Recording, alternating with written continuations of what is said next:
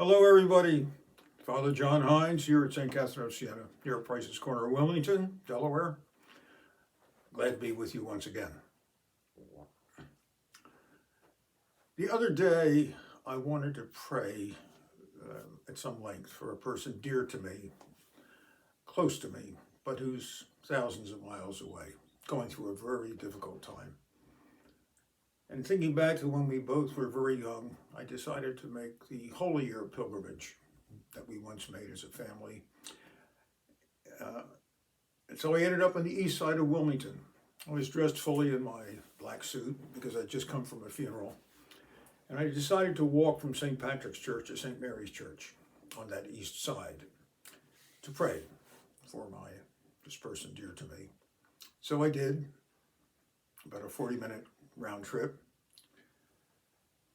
And if you know the east side of Wilmington, it's row houses.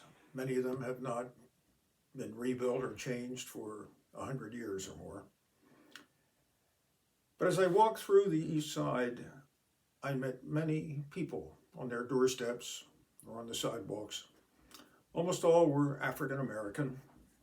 It was very different from walking through the suburb where I live. There would be nobody home on a weekday afternoon, especially a holiday weekend. And it was not surprising to me because I've been a priest a long time and I've walked through neighborhoods like this. But I was greeted by everyone who caught my eye. And I greeted them back. Several times, 2 or 3 times, different people said, "Will you say a prayer for me?" And often it was, "Hello, Father," or "Hello, Reverend." And again, as I said, I was not surprised. And I was praying during that walk. And when I got back, I reflected to myself that the gospel for this Sunday that we will hear or have heard is the gospel of Jesus healing a deaf man. And it's very unusual. He takes him apart from the crowd and he takes his own saliva and touches the man's tongue. It's very intimate. As if, as we've often perhaps experienced with mute people, the man is easily misunderstood and ridiculed by people. People who are mute often appear to be very unintelligent, to be stupid, to be bumbling. If they try to get attention, they make it with unintelligible sounds or with wild gestures. Or, more likely today, they simply fade back and get lost. So Jesus gave the man his voice. He gave him a voice so he could be one with all the other people. Even more striking in the first reading, or second reading, St. James says, if a rich man comes into your assembly, an important person, you give him all kinds of deference.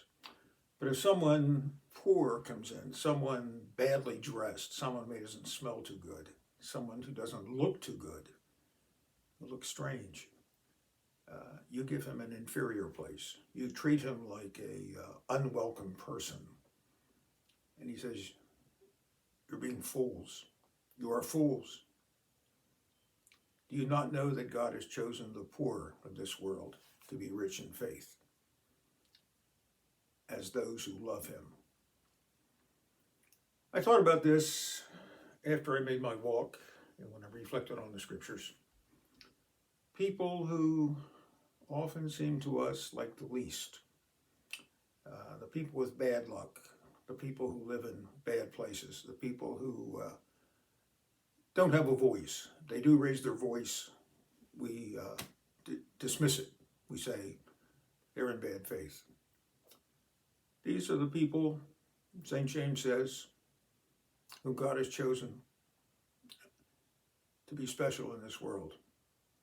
I don't draw any conclusions, but I simply take what I experienced yesterday. I put it up against the gospel. I think to myself, how easily we can misjudge those who are different. How blind we can make ourselves, or even deaf to the sight and the cry of the poor, of the dispossessed, of the people who in the eyes of this world don't seem to count, but they count with God. Again, very glad to be with you. May God bless you and keep you. May God open all of our hearts to all of us, to one another.